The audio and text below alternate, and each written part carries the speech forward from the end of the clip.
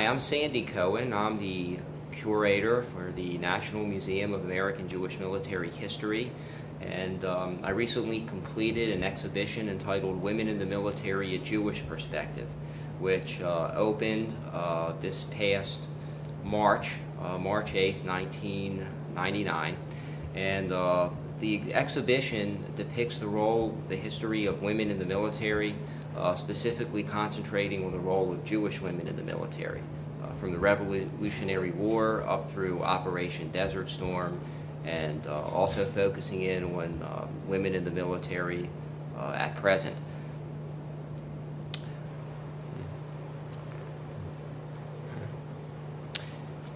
Sandy? Okay, Sandy, let's start over. Count to three. Go ahead. Hi, our exhibition begins in the opening hall here in our entranceway, and it features an early history of women in the military. And it's interesting that women have served in the American military both officially and unofficially since the birth of the United States. In this particular area here, we have a special feature of Jewish women who were extreme heroes during World War II. And also we feature some little-known facts. The 12 Jewish American women were actually in the first graduating class of WAC officers during World War II. And in fact, during World War II, there were many instances of Jewish women who engaged in extreme heroism.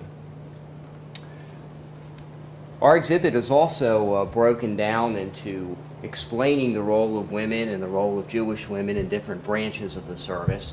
In the early part of the exhibition, we have a history of Jewish women in the Navy, in the Waves during World War II, and the WACs during World War II. Sandy, what's this over here?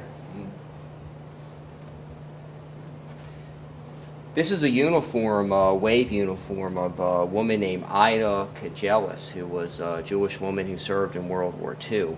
And Jewish women served, women in general, in many different roles during World War I and World War II. For example, during World War I, they served in intelligence. They served on shore stations all throughout the United States.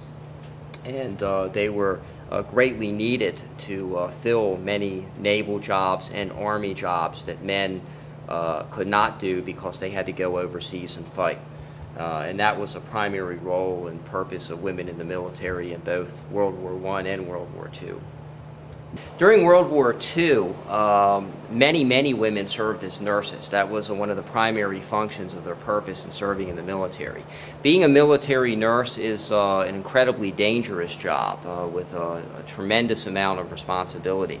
Military nurses are required under fire to heal the wounded with limited medical supplies. They're required to train new nurses to do this and be educators. They're under an extreme amount of danger, an extreme amount of pressure. And nurses were largely recruited in World War II to serve in the military, and many Jewish women did.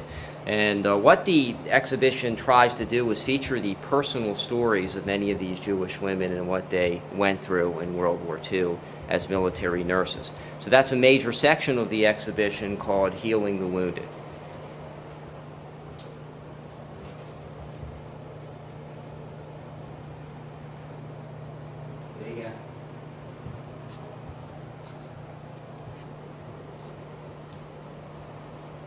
Perhaps the most famous instance of, or story of a Jewish nurse in World War II was Frances Slanger, who was a casualty in World War II. She landed in Normandy 4 days after the D-Day invasion, and she was killed eventually in the fall of 1944 after she penned a moving letter which was published in Stars and Stripes depicting the work she was doing and what it was like to take care of the wounded. And we have her materials on display as well as many other heroic Jewish nurses. You have her letter? We have her letter, yeah, and or a portion of it anyway, Stars and Stripes.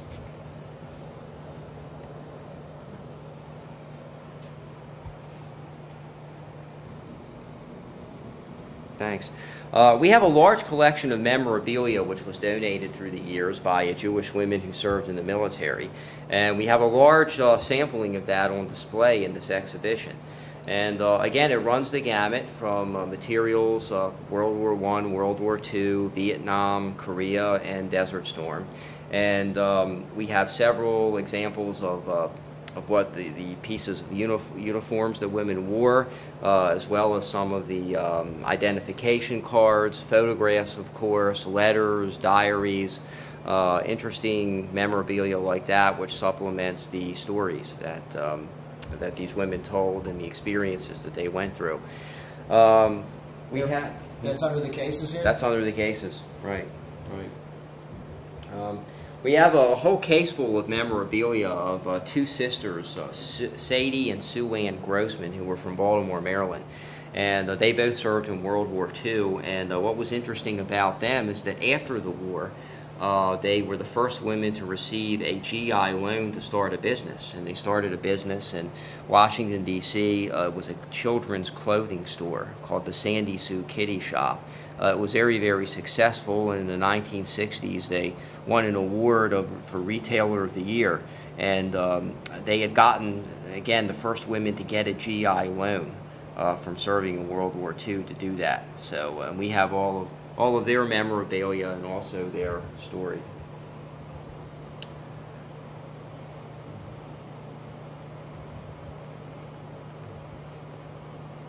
Primary functions of women who served in the military also was training the troops. A lot of them were leaders, drill instructors. They trained groups of women for various tasks, and they did essentially the same jobs that men did, and they were faced with the same challenges, which was, in essence, trying to get a group of women of various different ethnic and cultural backgrounds together into a cohesive and efficient military unit.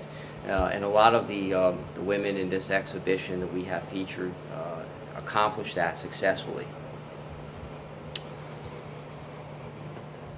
Like these folks?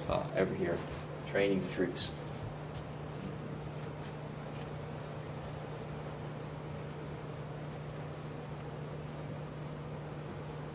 It's very interesting. The Air Force is the most modern branch of the United States military, and as a result, they were probably the most open-minded and accepting in recruiting women during World War II in the military. The Air Force was not established as a separate branch until after World War II. They were under the jurisdiction of the Army. But nevertheless, the research indicates that it was really the Air Force, or the Army Air Force, that was more willing to recruit women for highly responsible positions during World War II than the other branches of the service. And they had many different jobs. Some of them are listed here, which I'm just going to point out. Weather observers and forecasters, cryptographers, radio operators and repairmen, sheet metal workers, parachute riggers, link trainer instructors, maintenance specialists, the list goes on. And there were more women in the Air Force, or the Army Air Force, than any other branch. Some of them were also flyers. Women did not fly combat missions. However, during World War II, they did fly domestic transport missions, and they were known as the Wasps. And the Wasps were started by a famous female aviation pioneer, Jacqueline Cochran. And there were some Jewish women who were in the Wasps.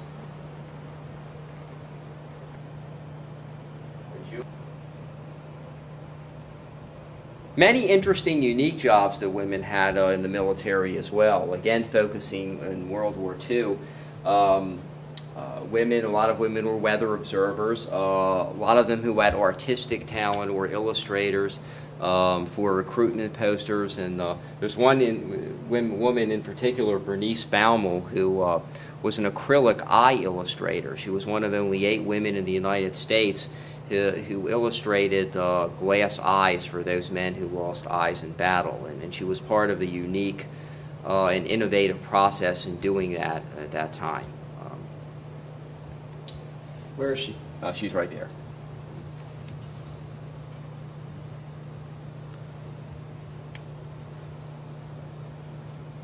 Many women professionals, one in particular, Eva Kritzer, was a lawyer and was involved in developing legislation for issues related to international law, and she in fact served on General Eisenhower's staff and was given a bronze medal by Eisenhower himself in 1945.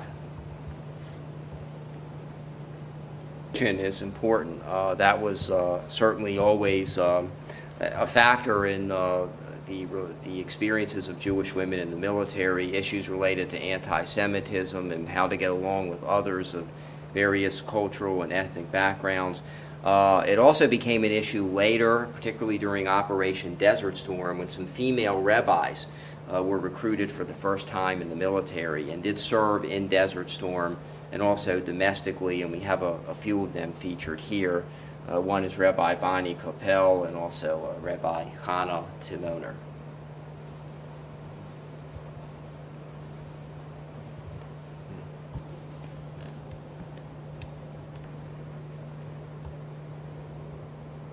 Women were so patriotic that there were many in the same family that actually served. This was particularly true during World War II, and we have a portion of our display which features many women in the same family, sisters and brothers, and in some instances even mothers and daughters who served in the military.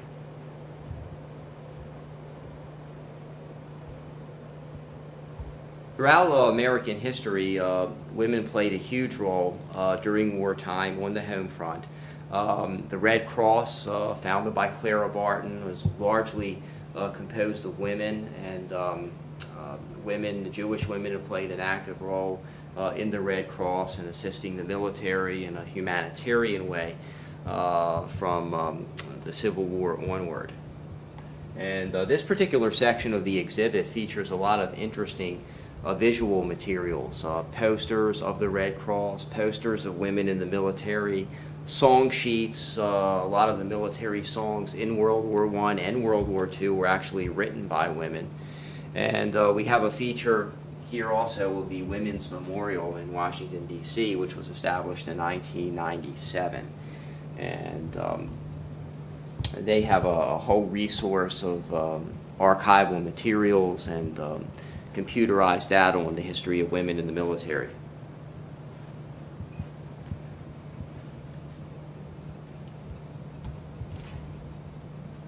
A very interesting shot of women who served in World War I. You'll notice the uniforms. There's not a spec showing. These are women who served in the United States Marine Corps, and there were about 300 of those recruited.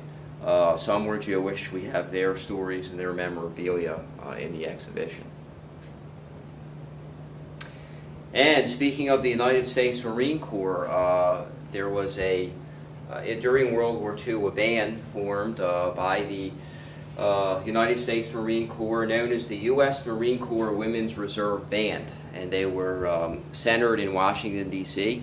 They performed concerts throughout the United States, and their purpose was to raise money for the military, particularly the Marine Corps, and they did so very successfully, and they were very popular, and it was an all-female band. We have examples from World War II of the U.S. Marines Women Reserve Band playing selections at a concert which was broadcast on the Mutual Broadcast Radio during World War II, and it was broadcast in November 1944. You can actually listen? You can actually listen. You can pick it up and you can hear selections, and the selections are some military songs, some popular songs, for example, by Cole Porter. Let's put it up to the microphone. Recognize that one? The Marine Corps hymn. Marine Corps hymn, sung by women. Hey, where do I put it? Yes. I'll put the microphone. Where's the micro? Oh, the microphone.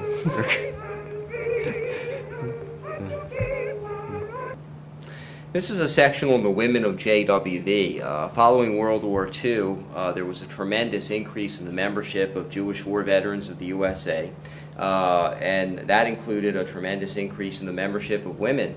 And recently, a lot of women, particularly World War II veterans, have obtained leadership roles in JWV. So we have a section on them, and we have a section on all female posts which were formed following World War II in JWV.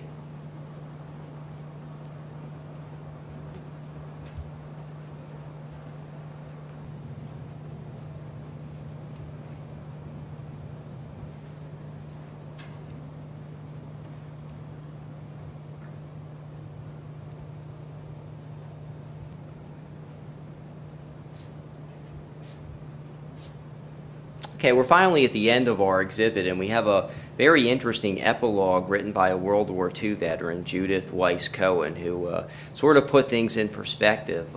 She explained the purpose of her military service and how the experience affected her life and also, I think, American society in general, how that was affected by World War II and the experiences of men and women who fought in World War II.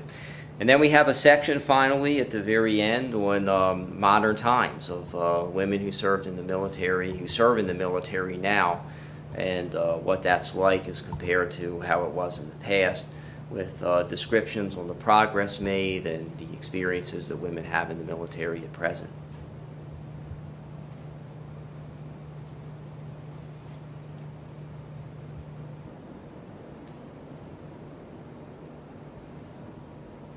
Well, thank you for joining me on this tour. I hope you can visit us in person.